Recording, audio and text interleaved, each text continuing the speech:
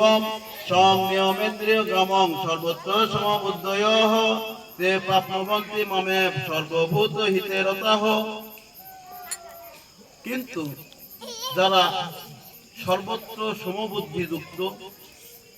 এবং সর্বপ্রাণীর হিতপরায়ণ হইয়া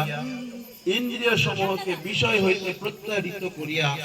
সেই অনির্দেশ্য অব্যক্ত সর্বব্যাপী অচিন্ত কুটস্থ অচল ধ্রুব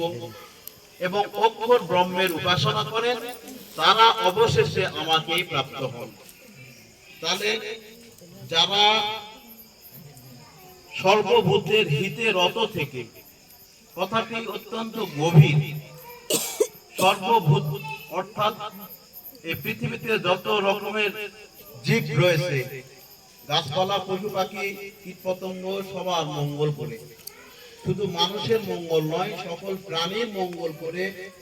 ইন্দ্রিয়কে সংযত রেখে, কখনো ইন্দ্রিয় অসংযত হবে তা নয়, ইন্দ্রিয়কে সংযত রেখে সেই নিরাকার ব্রহ্ম, যে ব্রহ্মকে কখনো দেখা যায় না, একমে অদ্বিতীয়, ভগবান এক এবং অদ্বিতীয়,